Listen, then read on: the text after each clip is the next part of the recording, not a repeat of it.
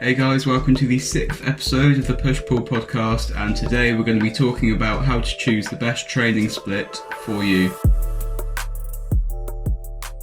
Okay, so when it comes to choosing the best training split for you, there are a few factors to take into account, and as we get into the podcast, I'm going to go through, how many have I got here? 1, 2, 3, 4, 5, 6 different training split options. I'm going to talk about them, but first off, I'm just going to share with you how I'm kind of evaluating the effectiveness of these training splits.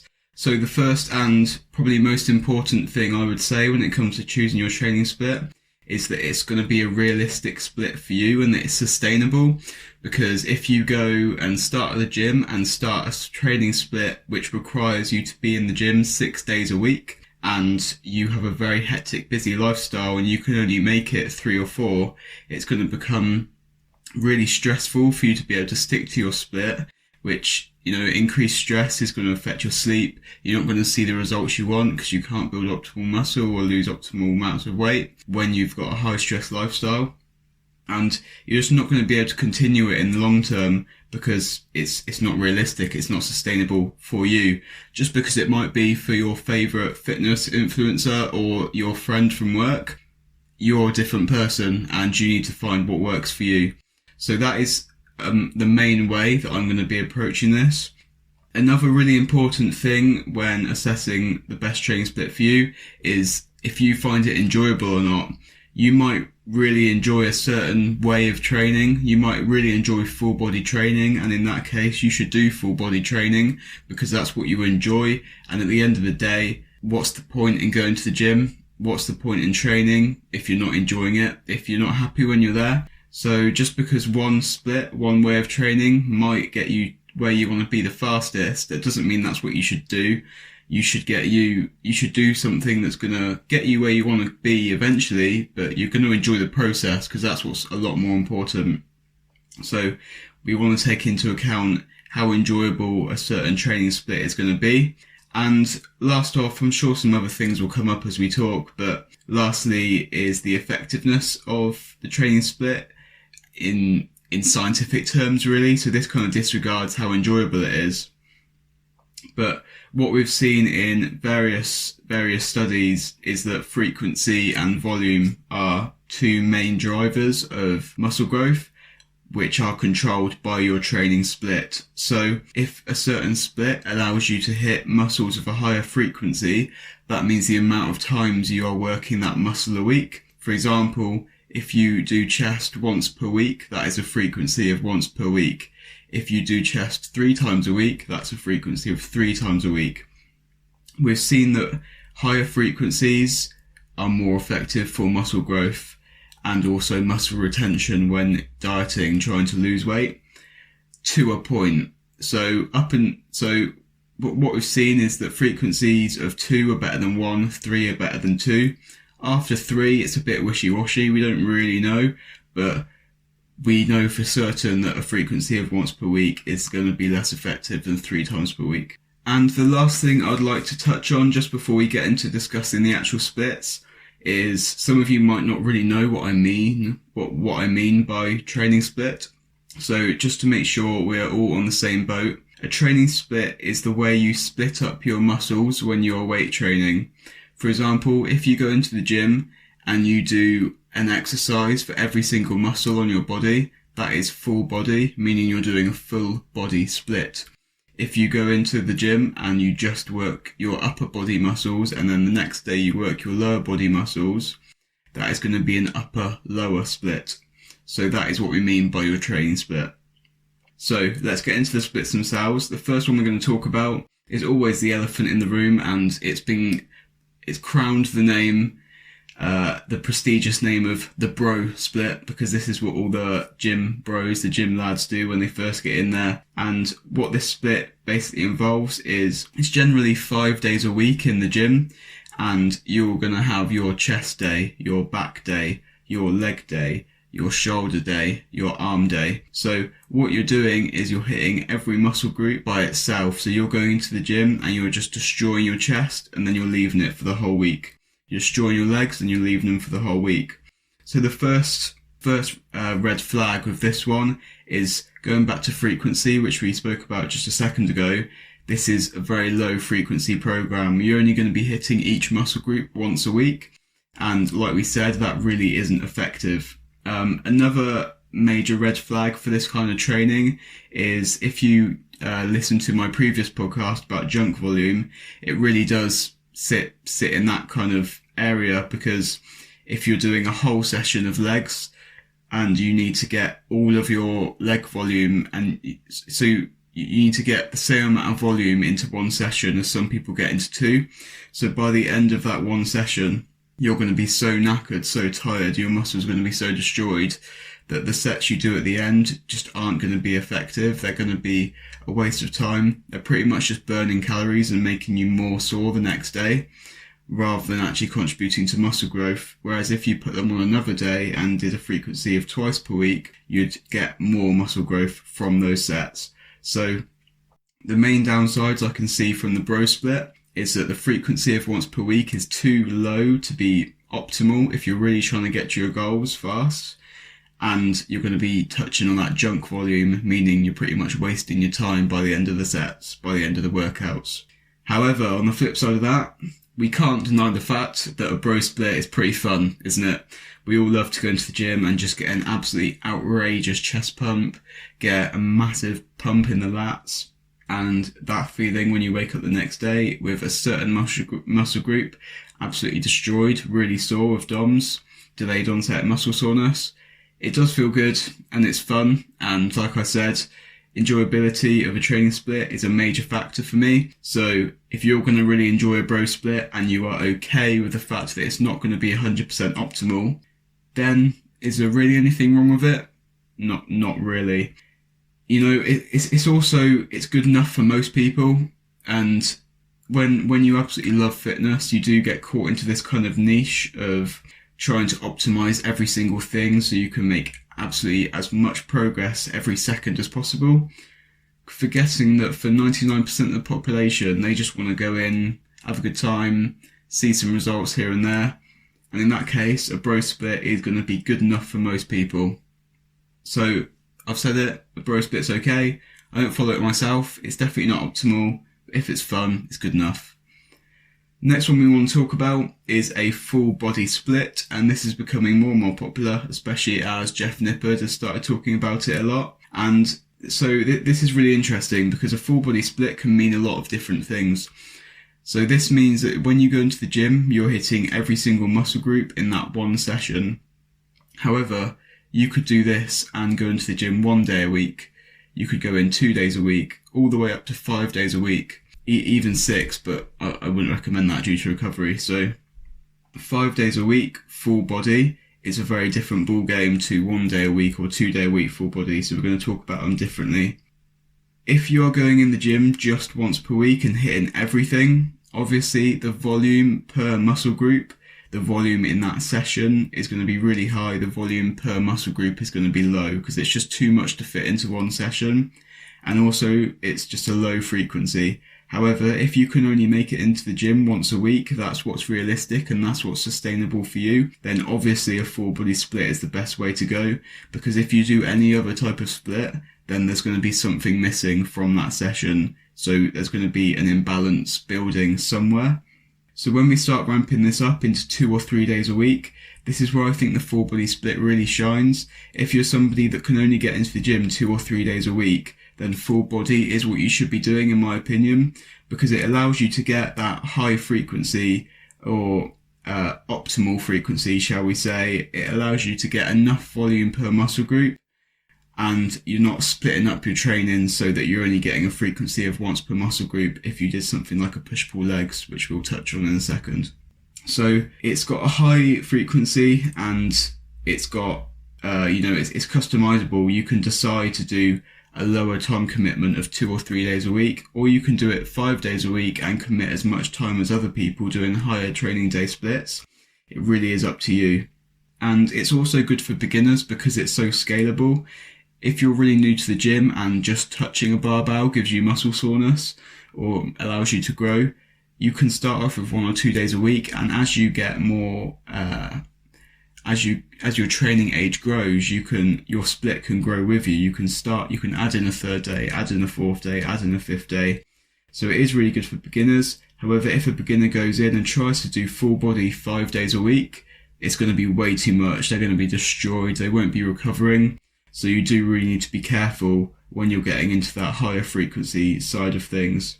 Another massive benefit of full body training is that the quality of the volume. So like we've mentioned with junk volume, full body training is pretty much the opposite of that.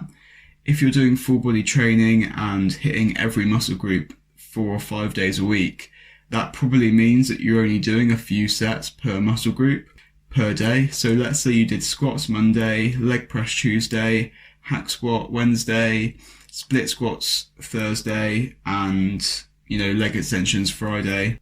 That's quad movement every single day, but they're not one after the other. So the amount of energy and the amount of strength you're going to have in your quads for each of those exercises is going to be way higher cumulatively than if you put them one after the other on the same day. So the quality of your volume and the effectiveness of your volume is going to be way up there. So really, the only downside I can see for full body training, aside from a lot of people just not enjoying it because they like that focus on a single muscle group, is that the programming does require a lot more skill. Because if you don't really know how to program, you don't really know how to space out volume, how much you should be doing, what kind of stuff is going to require more recovery time and less recovery time, you're going to end up a mess. You're going to end up a wreck by the end of the week, because you really need to control your recovery when you're hitting a full body high frequency split. If you like some more advice on this, I'm happy to talk about it, but some guys that have put out some great content on this topic in specific is Jeff Nippard, and also Joe Delaney, who's been doing some stuff about that recently, so I would recommend checking those guys out for that. Okay, so the next split we're going to talk about is an upper-lower split, and this means that when you're going into the gym, one day you're going to be hitting your upper body, so you're going to be getting your chest, your shoulders, your arms, your back all in one go, and then the next session it's going to be your lower body, so your quads, your glutes, your hamstrings, and your calves. So you're getting everything on the lower body, everything on the upper body. The main benefit I see to this style of training is that it's customizable. So because it's kind of grouped into an upper lower, you can repeat this to 1, 2 or 3 times a week. So if you do it once, you'll be in the gym twice a week. If you do it twice, you'll be in the gym 4 times a week, and 6 days a week if you do it 3 times. If you do it once a week, obviously your frequency is going to be quite low, which is a downside to the upper-lower split in that case. You're going to be getting the same frequency as a bro split, but you're going to be getting less volume on each muscle. So the effectiveness of it is going to be less. However, the time commitment is less. So again, if it's all you can commit to and you don't enjoy full body training, then this might be the split for you. If you've got some more time to give to the gym and you can make it 4 or 6 days a week, then upper-lower is a very good way to go about it, because it allows space for the volume in those sessions, the amount of volume you need. It allows enough recovery if you're in there 4 days a week, because you've got 3 days recovery, which is quite a lot, and also you've got the time between each upper and lower, obviously. Another benefit is that it provides more structure than full body.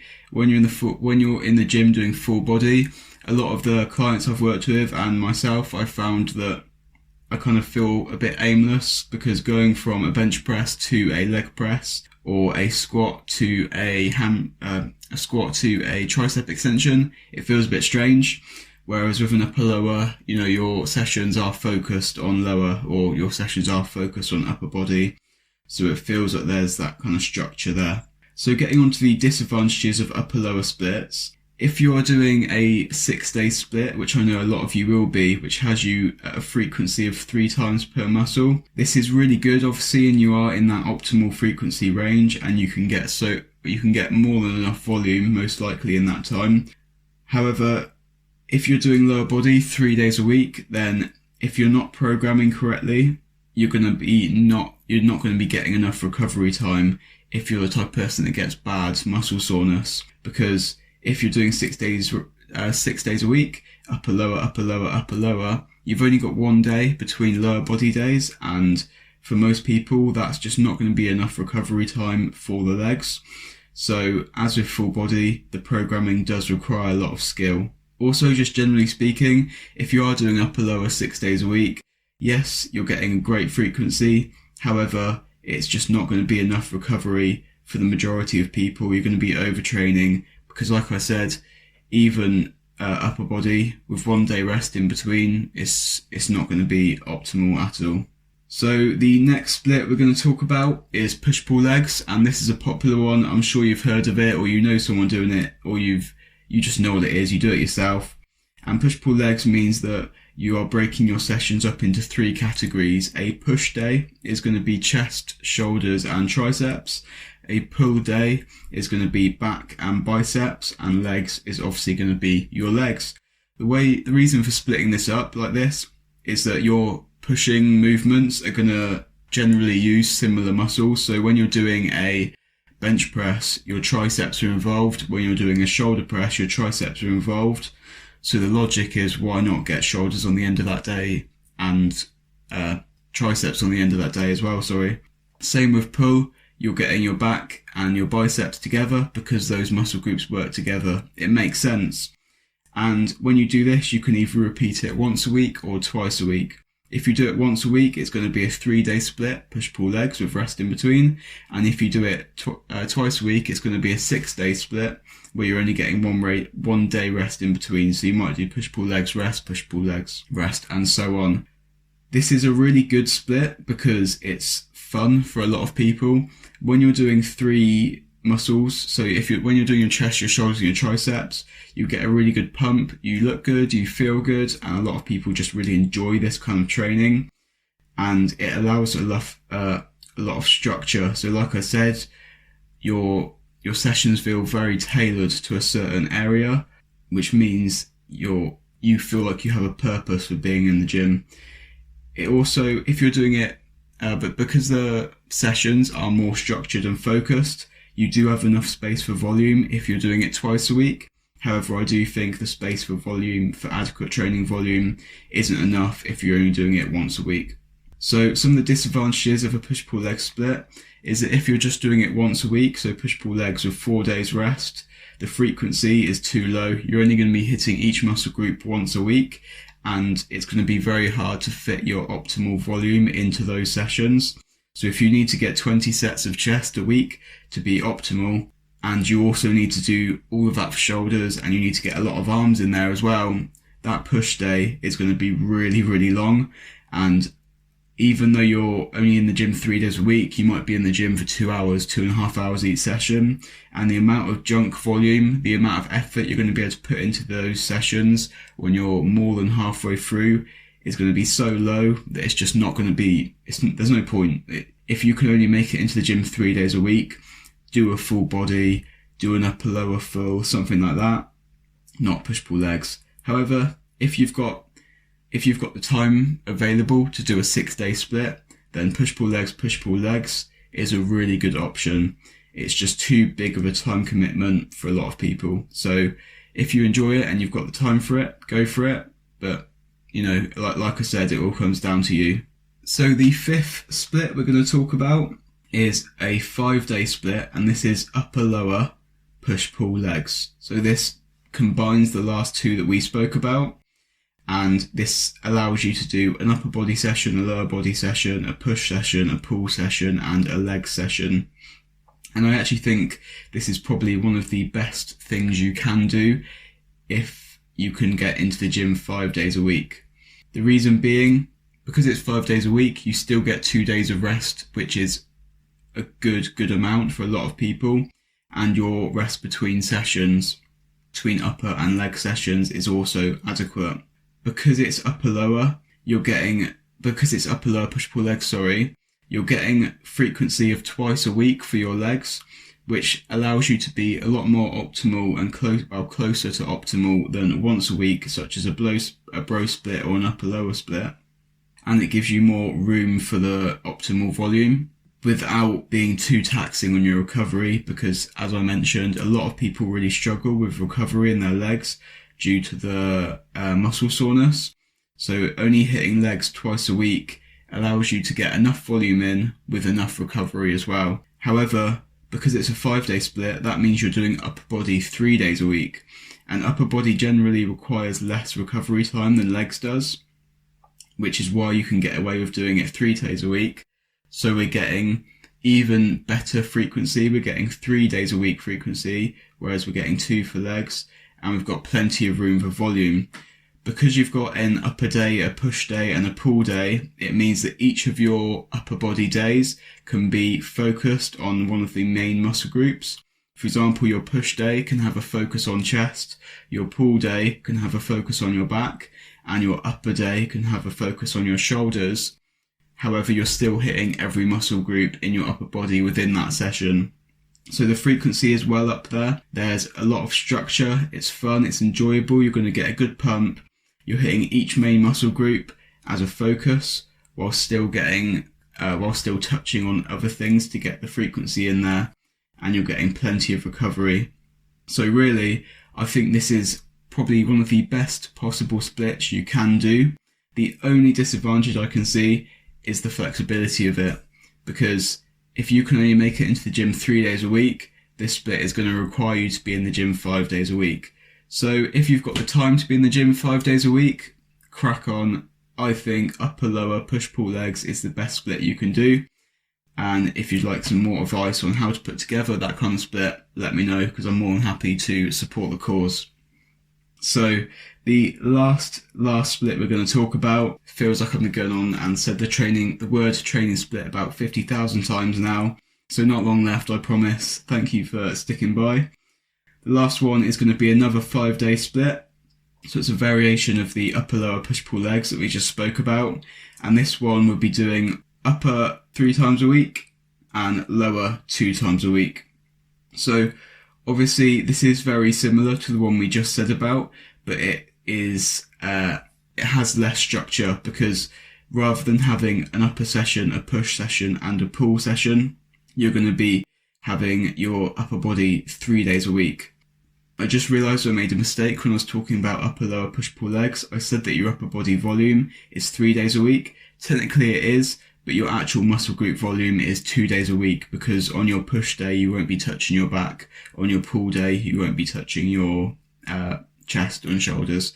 So your upper body volume is 3 days a week, but your muscle volume will still be 2 days a week. Sorry for any confusion that might have caused. So back to the upper 3 days a week, lower 2 days a week, 5-day training split.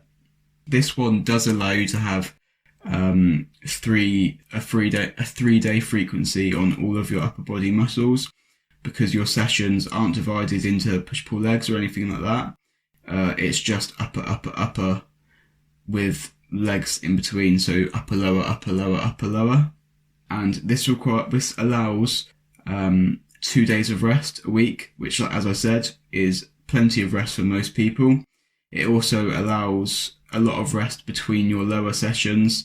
Again, good for most people who struggle with that leg soreness. And it gets that 3-day a week frequency on your upper body.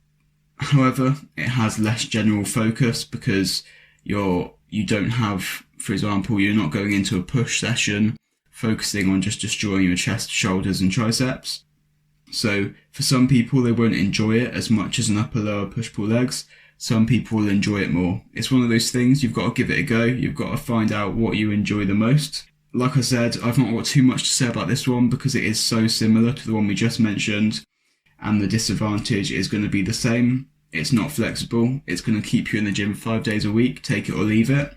However, I do think it's slightly more flexible than upper lower push pull legs, because with that one, if you miss, for example, a push day, then you've just limited yourself to a frequency of once per week. Whereas for the push muscles, whereas if you miss a day for your upper lower 5-day split, if you miss your upper day, you're still going to get that twice a week frequency. So there's a bit more room for missing a day in the gym here and there.